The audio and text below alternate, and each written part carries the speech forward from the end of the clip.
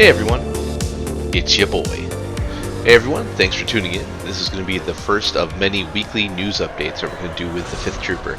So in this, what we're going to be doing is we're going to be giving you updates of what's going on the channel. Different things are coming out, kind of like a schedule we've got going on. We'll also be talking about Patreon rewards and other shop updates we'll be doing as we go through.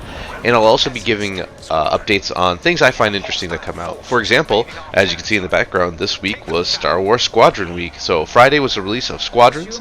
I've only gotten to play a little bit, so here's just some general B-roll footage. Please don't judge me too harshly. As you look in the background, it's not super great yet. Game's super great, but I'm not super great at it yet. So I'm just playing that some background noise and video to fill in while I go over the news articles for the day. But yeah, that came out. Came out Friday for everything with crossplay and just about everything. It's maybe at some point I'll do a Raccoony review, if you will. But right now, yeah, that's out. So other thing that came out this past week, not this week past, but the week before that, was also the XWing new releases of the new wave. So we've got the HMP Droid gunship, which is brand new for the faction. Cool ship. I really like the model. But the other big thing it adds, besides some other cool pilots, is the ability to do a new maneuver called a side slip. So after you have like active and an inactive card for your configuration, and during setup you have to put it with the setup phase up, the inactive. After you perform a maneuver, you can then flip the card after that, and then the active side on that is after you reveal a bank or a hard turn, you must perform that maneuver as a side slip, then flip this card. So a side slip's almost like kind of like a barrel roll action, sort of like how that one TIE Pilot Echo could do instead of doing like the barrel roll, like the decloak of just the two hard. It does it in like a bank faction. So instead of like moving forward, you're kind of like doing that like cool, like strafe shooting, going around the target. So that's actually pretty cool, and that adds some new stuff to the game. Also, it's interesting because once you see your opponent has to do that, they have to go that way, so you can kind of plan for it. But also, it's a different way ships can move on the board now. So I'll be interested to see what other ships kind of get that ability later on in the game. Next ship on the list is the Lat Gun ship for the GAR, or Grand Republic, however you want to do it. The cool thing about this ship is it's almost like a pure support ship, and its ability that it comes with in all the different pilots and models is fire convergence. When a target ship performs a non-turret attack, if the defender is in your turret arc, you may spend 1 charge token. If you do, the attacker may reroll up to 2 dice. That's super great. So there's one pilot in here that says you don't remove your ships until they hit the end of the whole shooting phase. Normally you die whenever you get shot at, so you can get initiative killed. So like if you go into combat phase and then your 6th pilot skill guy kills my 4, I don't get to shoot because I don't even get to 4. But in this one, if you have a bunch of 2s, like a bunch of just nobody clones, and they get killed, they get to hang around, at least fire a shot before they go. So having that plus convergence fire to make it so you can you get 2 charges of convergence fire and you get 1 back in turn. So it's not super nuts, but still pretty cool support ship. That actually sounds like a cool list, right? Like, I like Legion lists and X-Wing lists are just like everyman squads. Like, nobody's a hero here. Like the enemy ships just ran into like a group of guys. So that's really cool.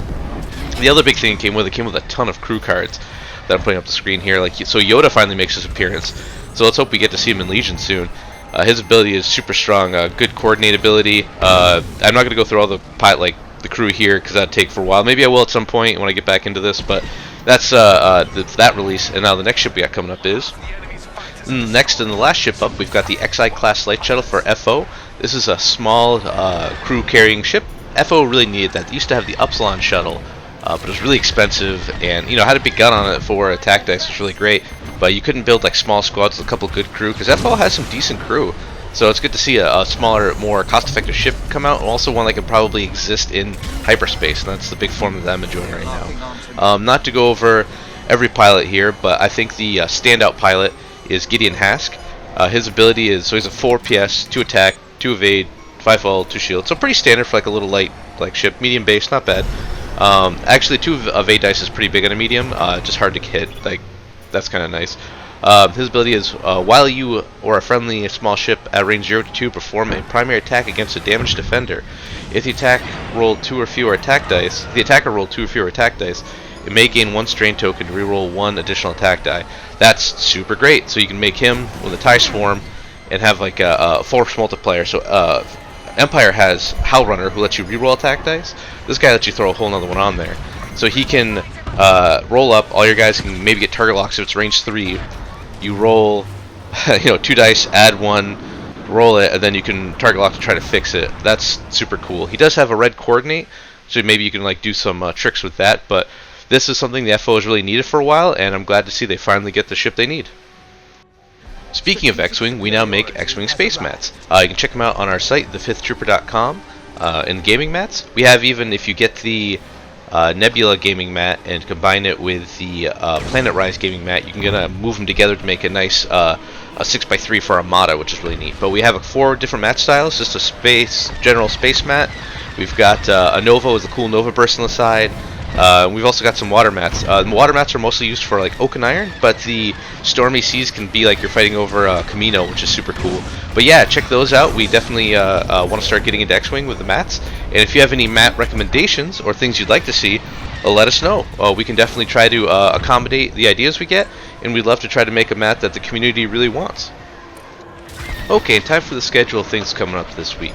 So this week, you're going to have a Tuesday stream on the 5th Troopers YouTube page where we do the list stays competition again. Last week, I beat Jay the first week.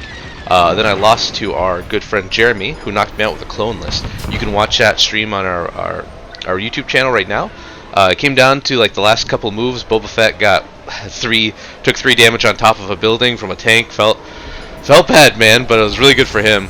He blew him right off the building with that tank, which was pretty cool, to be honest. So, Jeremy moves on. I've got the list up here. I'll give you a minute to take a look at that while I go over the next thing. This week, you'll also have another episode from the Notorious Scoundrels, their podcast. You'll have an article coming out Thursday for us, as well as you'll get another After Dark coming out, too, for the 5th Trooper Patreon exclusive podcast. Thank you to everyone who subscribes and listens to us. We truly appreciate that. As well as anybody who maybe, if your friends listen to it, you just share an account or something. I'm just glad you're listening, man. Like, we really appreciate it. And if you aren't part of that yet, even the $2 entry fee on our Patreon will get you access to that, as well as these cool Patreon rewards. So we're trying to make some neat Patreon exclusive stuff for you. So right now we're kicking around making barricades and little buildings and bunkers you'll get. We'll have a hard announcement on what exactly each tier gets with each one, but we're kind of like, we're trying to think if it's going to be, if we can even make it so like maybe you get 4 barricades for one of the things, so you can, when you do the barricade objective, you can actually have all of the 5th Trooper ones, and we think that's just really cool and kind of neat. But more updates on that coming soon, but I just want to give everyone who's watching this a sneak peek of what we have to come. Stay tuned for some cool Patreon awards that we got coming up. And that's all the news I have for today.